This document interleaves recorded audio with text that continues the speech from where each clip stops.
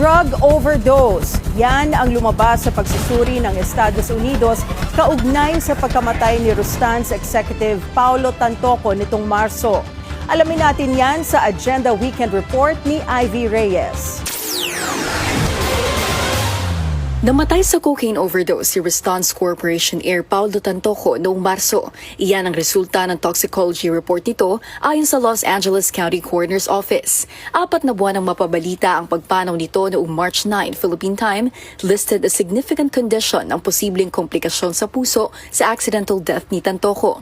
Ayon sa Hollywood LA News, kasama si Tantoco sa entourage ni First Lady Liza Araneta Marcos nang ipagdiwang nito ang Manila International Film Festival sa Beverly Hilton Hotel.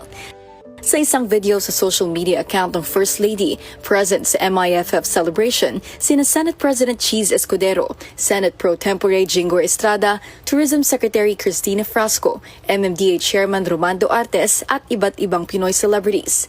Noong Mayo, pinabulaanan ng Malacanang ang mga aligasyon ni Vice President Sara Duterte na involved ang First Lady sa pagkamatay ni Tantoco. Sa kanya pala nang galing ang fake news. Siya pala ang source ng fake news na ito na pinapakalat.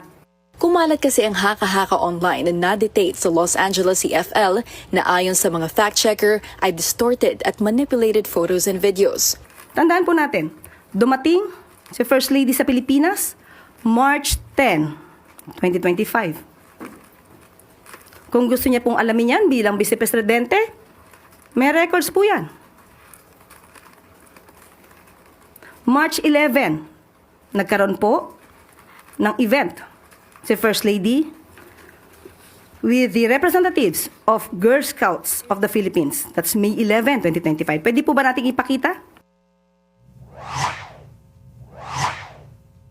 Assistant Vice President ng Rustan's Group si Tantoco.